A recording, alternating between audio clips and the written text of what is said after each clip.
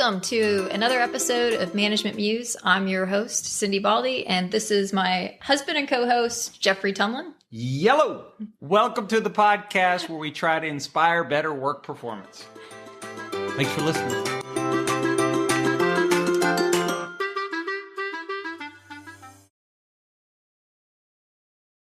Hey everyone, thanks for joining us today on Management Muse. I am your host, Cindi Baldi, and that is my co-host, Jeffrey Tumlin. Yellow!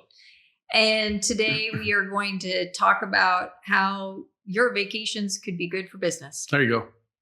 I like it already. All right, I know, because you're always lining up your next vacation. Always have a vacation on the board.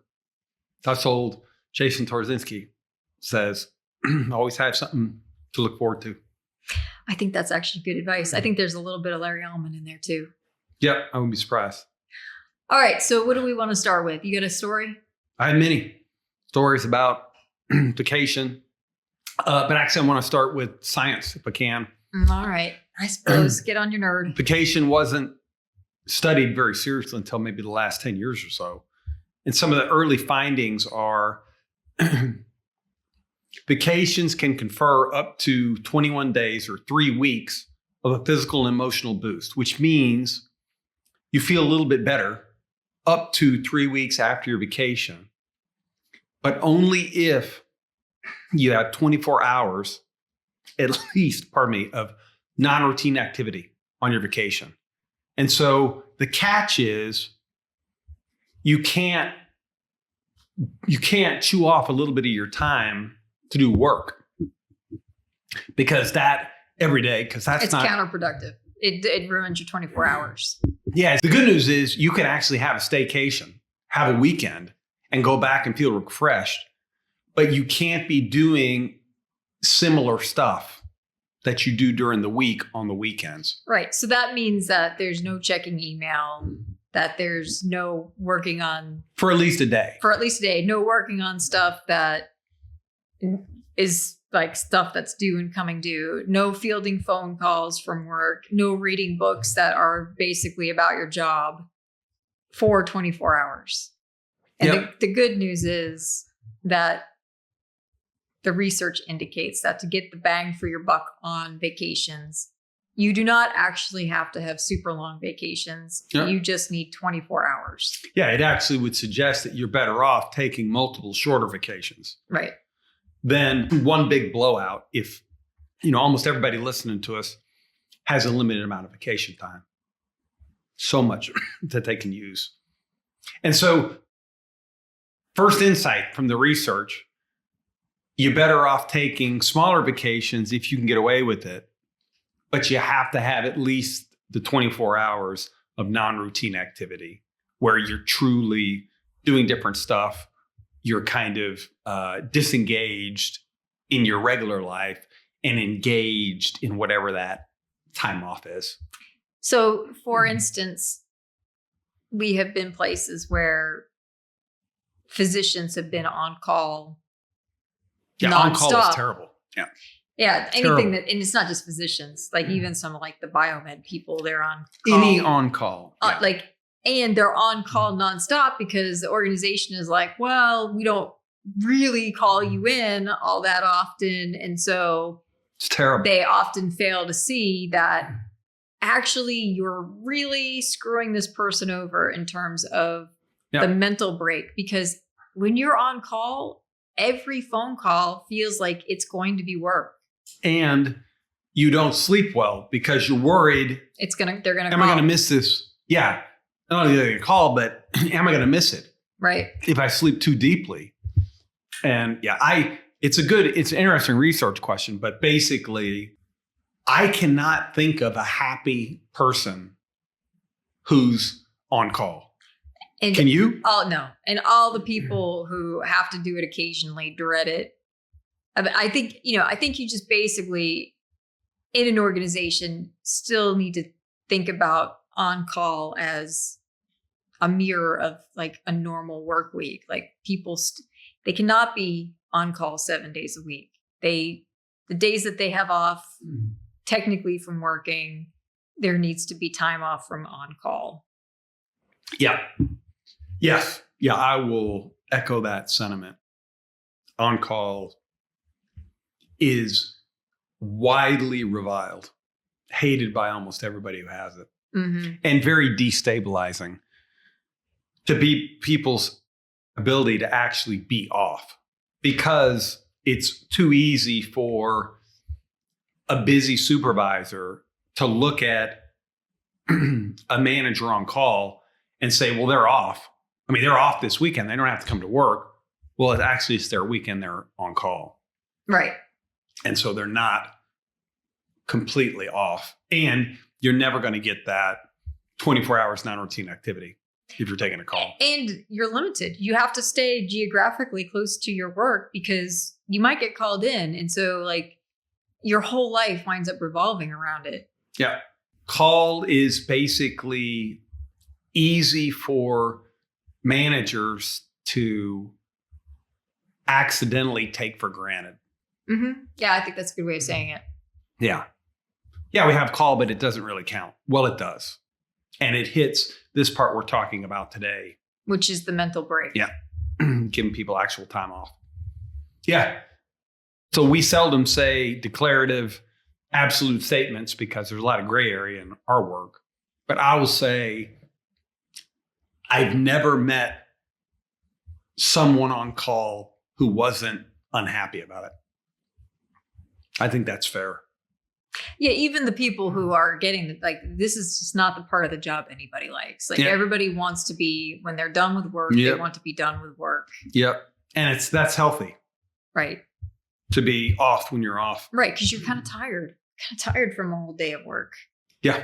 So. Yeah, it's surge pause, right? Right. Like we're geared to push, take a break, push again, take a break, and then basically go home.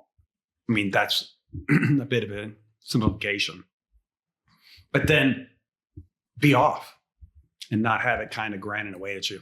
All right. So you got any stories? I have many. I have a second declarative statement. Oh, you have another declarative statement. We're really going for it today. Yeah, I have two. Two on this. The second declarative statement is everybody who hasn't been able to use their vacation, there's something wrong with them, the organization, or both. Yeah. And that, I stand by that completely. We have to be careful as managers that we're not eating our own cooking and starting to think that we're indispensable. Because here's my story on that. And by the way, I don't think it's just managers. Everybody needs to strive to not be indispensable. Yeah, there's something wrong with your company. Right. You need to be valuable, but not indispensable. Yeah. So here's my story. I'm 20, probably 25 at the time. My second job in the Army. I'm what's called a support platoon leader, which is basically run the food, ammo, water for the unit. And basically keep the supply, the day-to-day supply stuff working, more or less. And we got alerted for a deployment to help resettle Kurdish refugees called Operation Pacific Haven. And because we didn't know what we were going to get into, our boss at the time took about a third of the unit plus a lot of the officers for admin help. Because, I don't know what we're going to get. And so I need 120 bodies plus give me another 10 of the officers just in case we get into something complicated. So I have the brain power to kind of think through it. And so I was one of the 10 that the boss pulled to go on this deployment.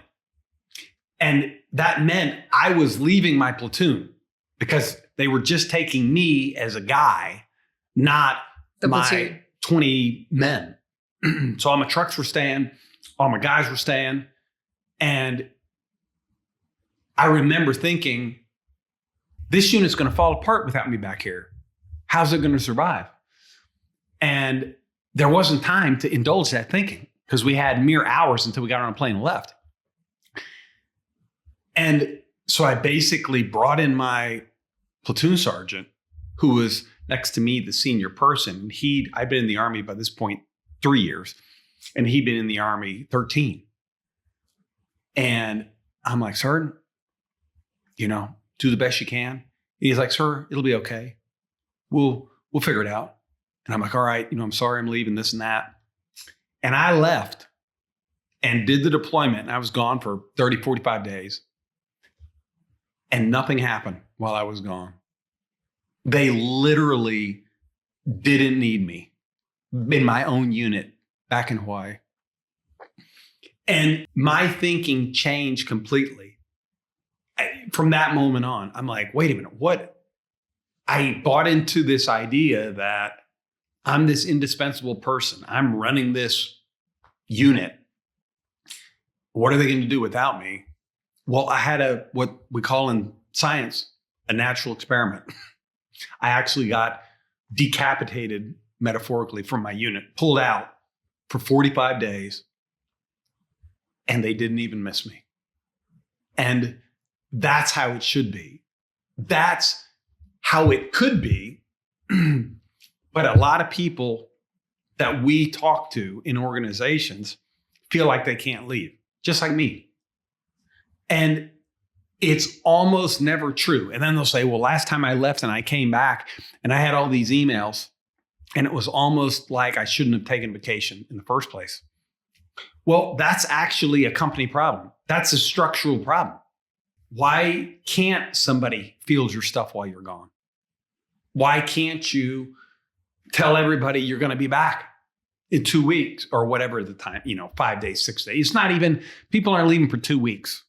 No. People are leaving for 3 or 4 days. Right. And they're not taking their vacation. But even if they're leaving for a week, I mean, seriously, like if there's like critical things that have to happen, then yeah, you probably need to hustle a little to like either hand them off or get them done before you go. But most things aren't so critical that they actually have to happen in the span of a week.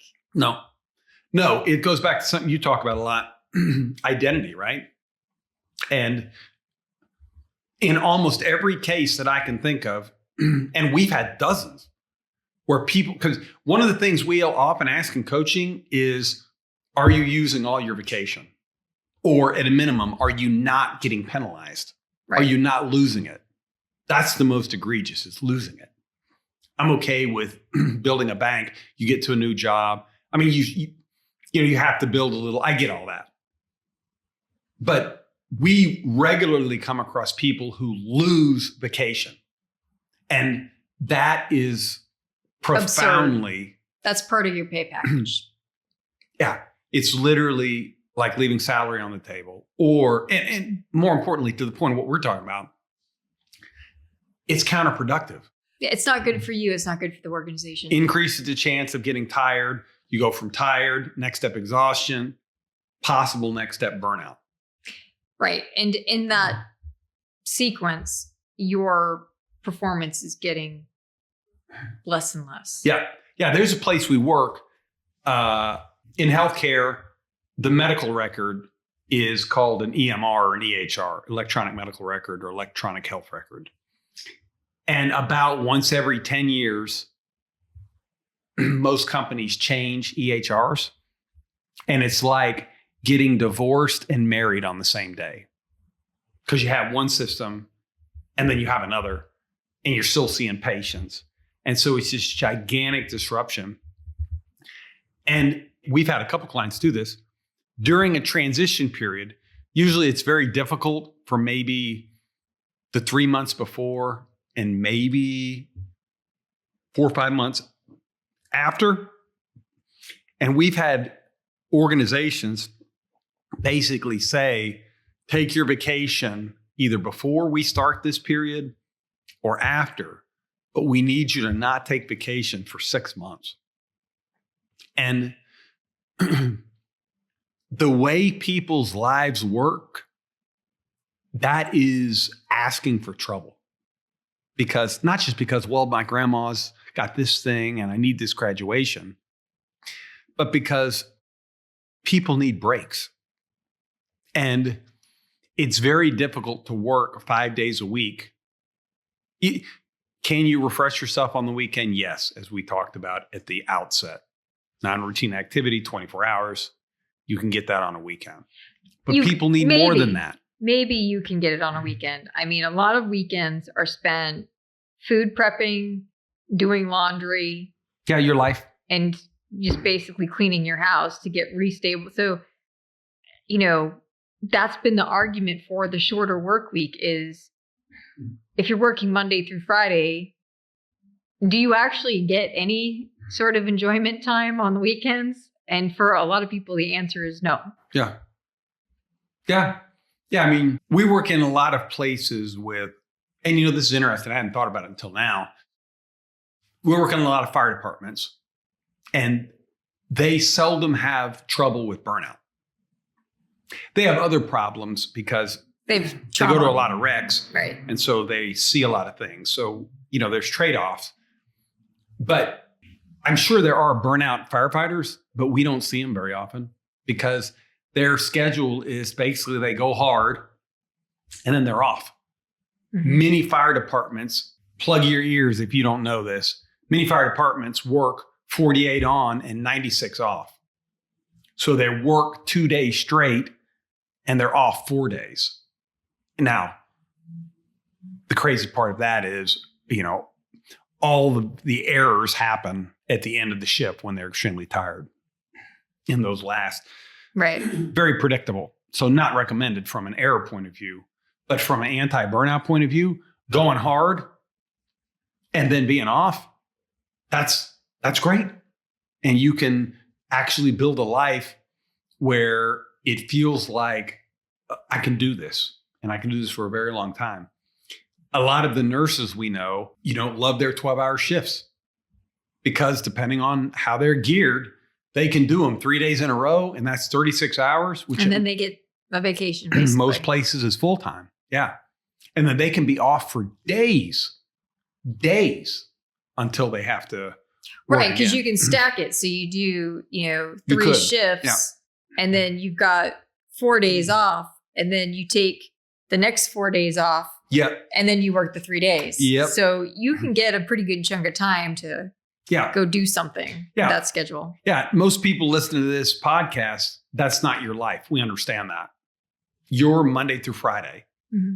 And your company inevitably has some allotment of time off for you. We've talked before about how to try to get that balance right. I won't repeat that conversation. We have very strong feelings about how you structure time off. But basically, you should give people plenty of time to take off and then encourage them to take it. And the leaders should especially be taking their time off, not only because we're relying on them mentally to make the big decisions for the company, biggest decisions. And so we want them to be cognitively fresh, but to set the example of we take time off here and we use up and expend our vacation, and that's healthy. Yeah, I think that's true. I think you have to have the leadership model that. But I also think that, there's new technology and not even so new technology that would help overcome the barriers to some of the reasons why people don't take time off. And so, you mentioned some of the things, but like we hear a lot, well, I take time off and they're still calling me. Well, if you are serious as a leader and you want your people to have time off and like the responsibility has to shift to somebody else, then that means the channel of communication has to shift to somebody else. And if the primary way that people are communicating that they need somebody is through phone, then that phone number needs to be not a personal phone number. It needs to be a phone number that can be transferred to whoever the person is who is going to be responsible while the first person is gone. That reminds me of Sparky. Yeah. Sparky. Go ahead, tell that story. That's funny. Sparky's good that way. Sparky, tremendously resilient. Very resilient. Been through a lot of stuff. Very happy. And life hasn't exactly been easy. And a very happy person. We say he has had, tragedy in his life. Deaths and so forth. Of people who very went close too to him. soon. Yeah. But very happy. Yeah. And upbeat. Partly because that man takes all of his time off and values it. And his job has an on-call function with, like Cindi said, a separate phone.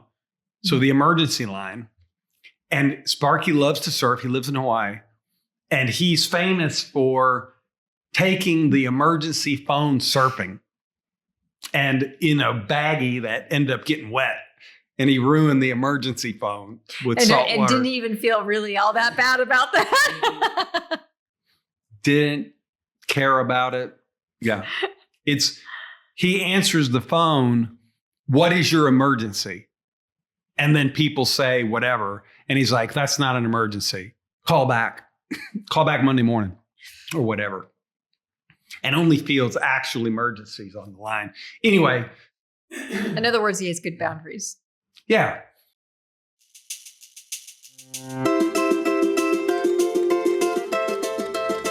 Hello, musers. Now it's time for commercial break. You need a coach, people.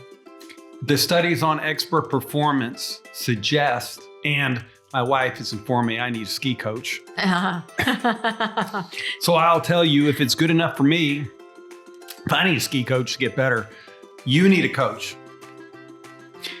The fastest way to increase your expertise is to do the thing you want to get good at and to get rapid feedback from somebody who can tell you how to improve. Everybody can benefit from a coach. We love the conversations and the bonds we form with people. If you want to find a new gear, or if you need a little help thinking through something that's got you stuck, give us a call. Culture. CULSURE.com. Culture. There is no T. Culture. CULSURE. Only S. .com. Call us, get a coach, find a new gear.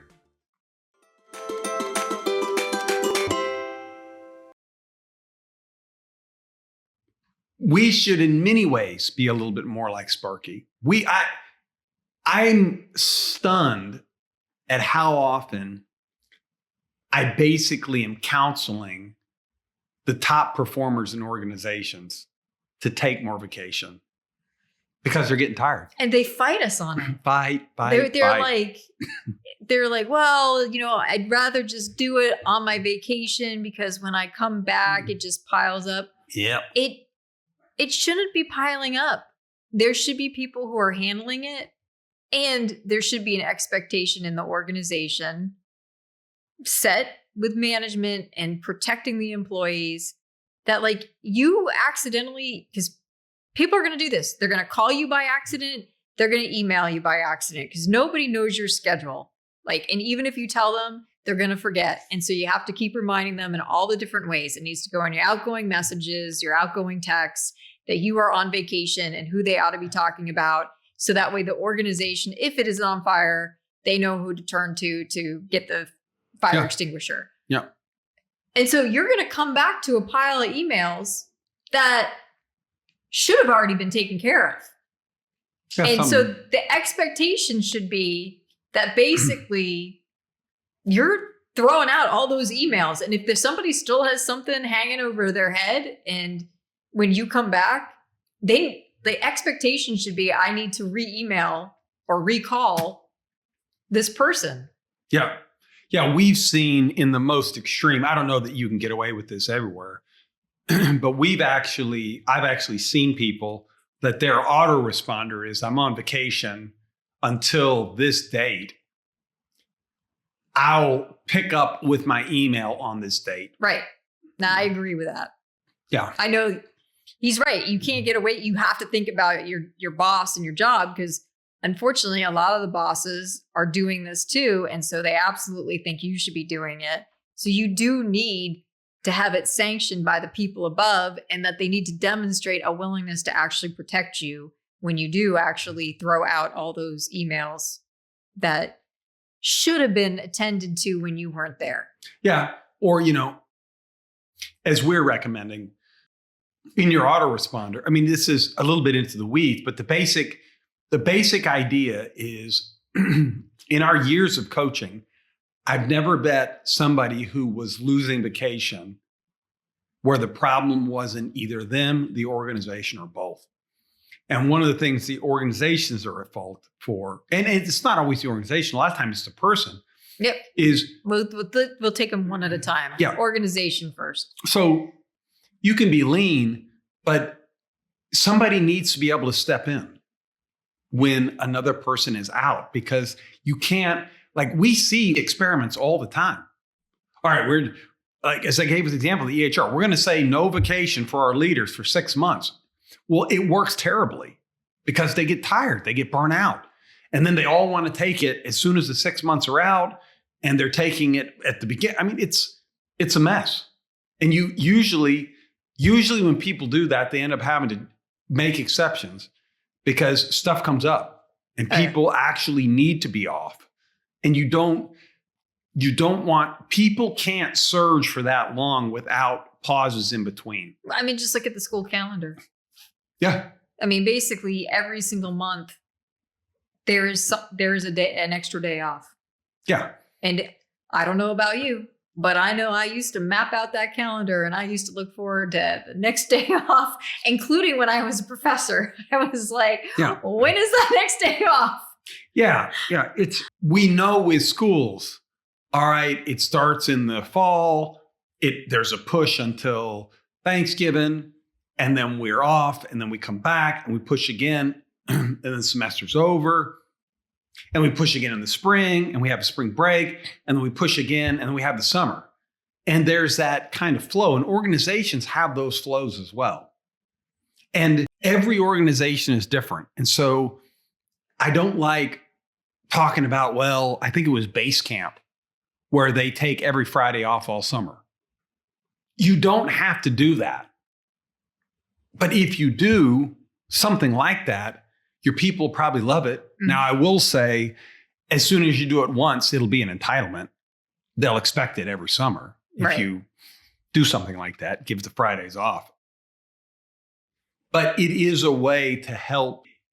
You're looking for whatever the particular cycle is in your own organization. It's not a bad idea, just because in our observation, which is heavily medical, but not entirely, there isn't a whole lot that happens in the summer. I know, but if you're listening to this and your business is a water slide.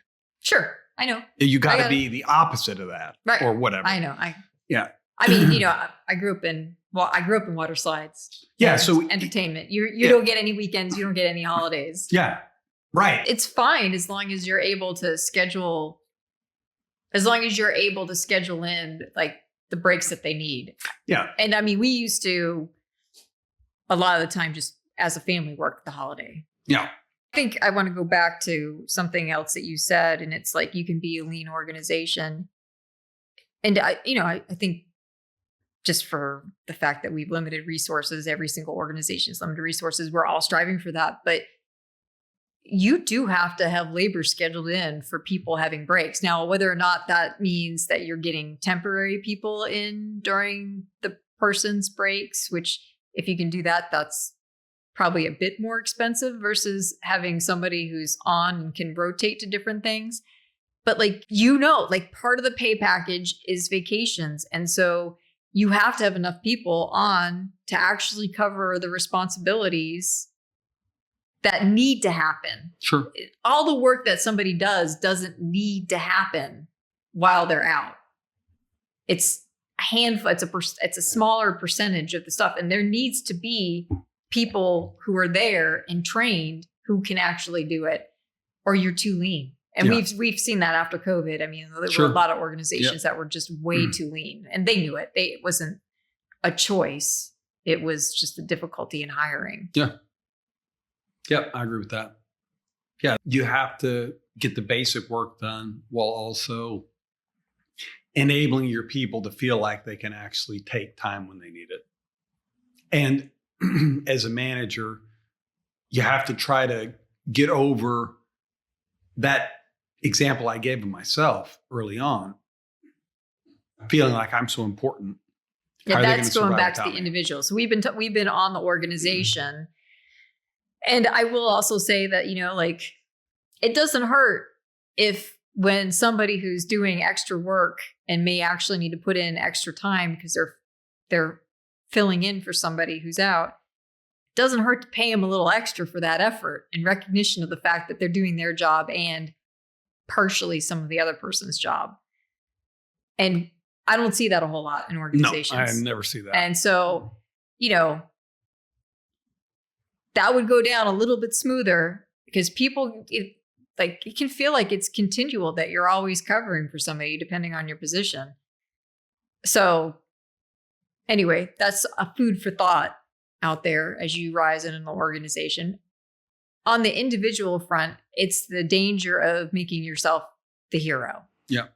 And it's this idea that impacts us in a lot of different ways, but it's this idea that you see 100% of what you do and you only see a fraction of what other people do, and it leads you to skew your value. Sure. And there's a bit of an ego in there where, you feel good about your job, you love your organization. I mean, these are the circumstances in which it happens.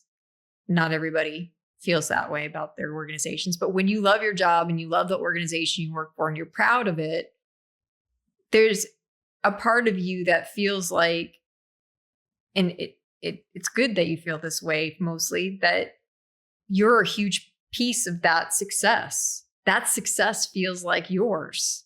Yeah. That's the identity piece that is impacting you. And that makes you work harder and it makes you care more. And all of that is great, except when it winds up harming you. Yeah. And so if you are in that spot where you feel like you can't take the time off because you'll be letting down your coworkers and you'll be letting down the organization, well, first of all, we need a reality check.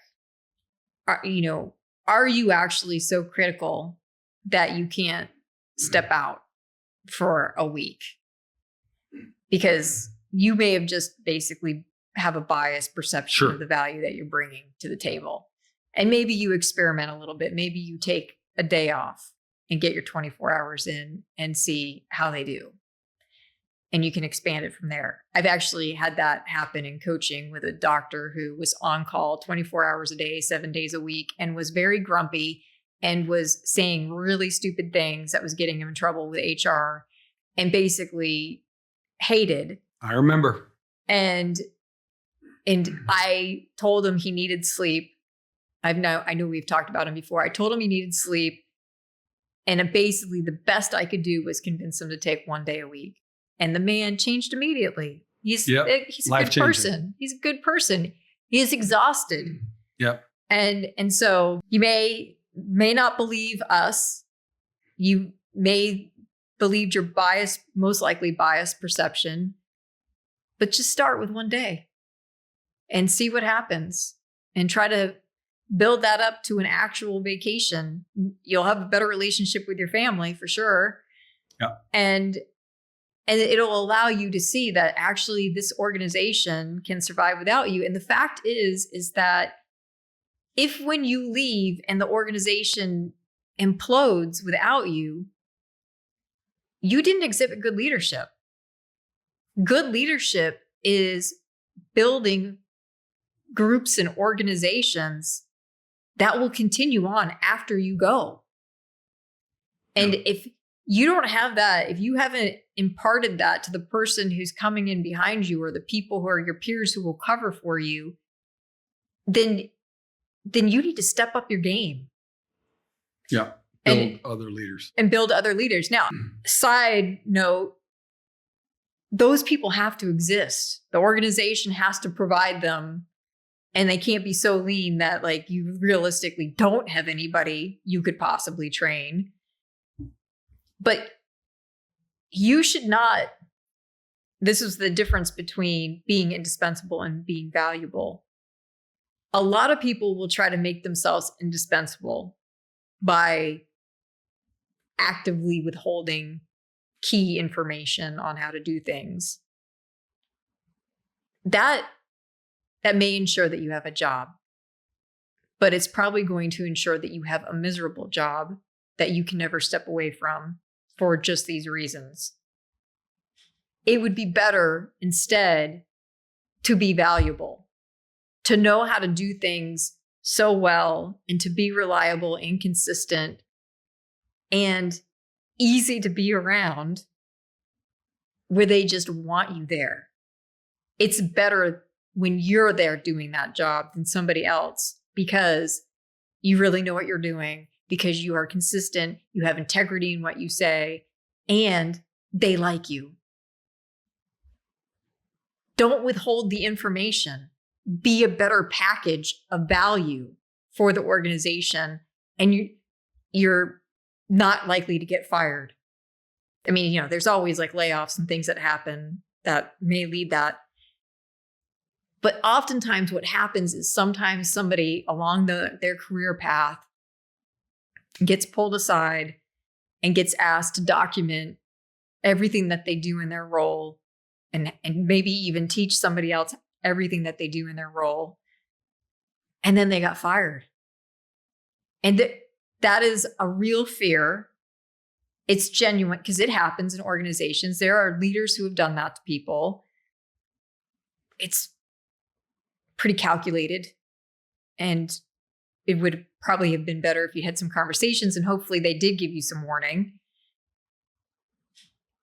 But you don't go into the next one going, okay, next time I'm not going to train anybody how to do this. You go into the next one with the idea of, be the kind of person people want to work with. Yeah. Yeah. Good insight. The last thing I think I want to talk about is the role that our culture plays on this, because we see all the time, and I blame the Puritans. I really need that shirt. We see all the time people who wear overworking as a badge of honor. So we have a CEO we love, great person, and she is killing herself because she doesn't really get enough sleep. She always has way too many good ideas, but way too many of them actively in motion instead of maybe a smaller set.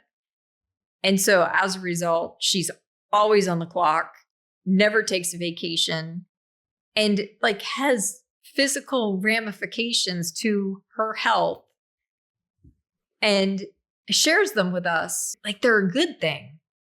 Like, see, look at me. I'm working this hard. That's not, I like hard work, but that's over the line.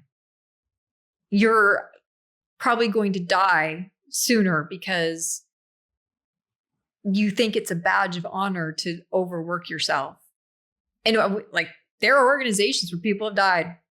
I remember being in the MBA program, and I remember making the decision. I love finance. I remember making the decision that I was not going down the finance trail because that looked like a miserable life, working 100 hours a week and sleeping in the office. And since that point in time, at periodic points along the calendar, there have been these incidents where somebody in investment banking who was like 25 years old has died because they overworked themselves. That's messed up, that our culture puts that much value on hard work at the expense of everything else: family, relationships, health, actual productivity. And that's actually the biggest crime of the whole thing. You're working that hard for that organization to prove your worth, and you're probably actually less productive than if you just actually took time off and had a sane schedule and actually got sleep at night.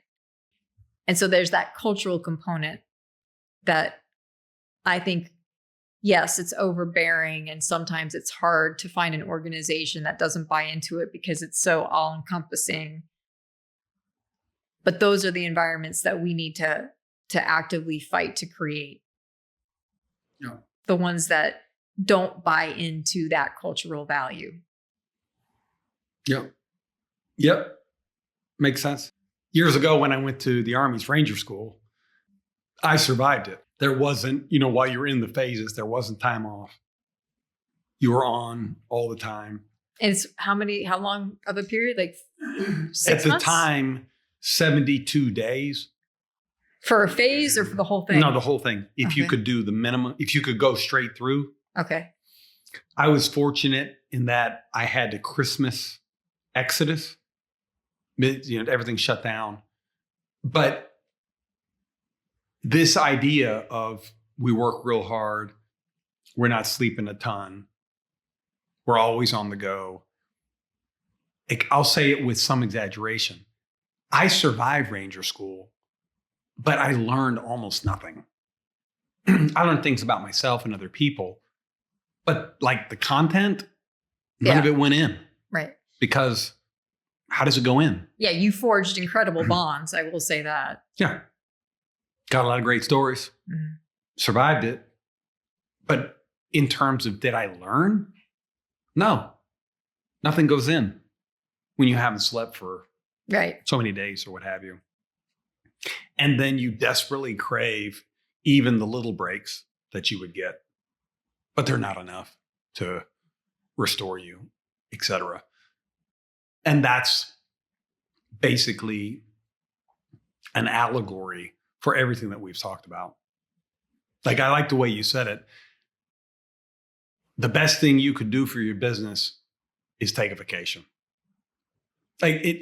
I'll say it in a way for exaggeration, but like, if you want to be a better manager, go to the beach. Take real time off. Don't be afraid to use it and see what happens. See how you feel. See who steps up. See who you can turn things over to.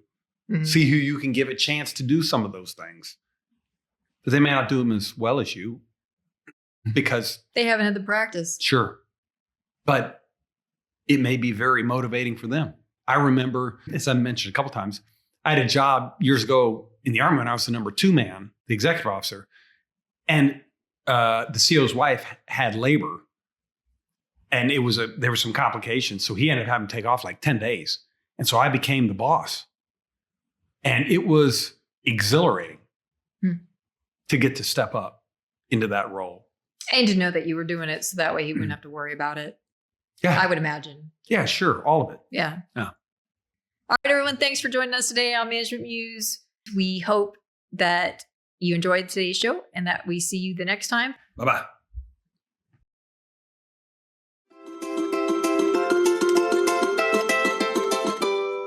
Thank you, everyone, for joining us today on Management Muse. We are a podcast / YouTube channel that we hope is entertaining and educational. If you are on YouTube, we would appreciate you subscribing and maybe leaving a comment and a like. If you are on any of the podcasts listening to this, we would appreciate stars, following, comments, all the good stuff. We want to say thank you to Christina, Sarah, and Rebecca, and then, of course, everybody at Design at Work. And then just as a last minute reminder, we also want to mention that we are management and communication professionals working in the field, but also have degrees that back us in science. All that being said, we are talking in generalities on this podcast. We do not actually know your particular situation. So proceed with common sense and maybe a little bit of experimentation on your end. And we hope that you make the world a more beautiful place by making work a more enjoyable place. See you next time on Management Muse.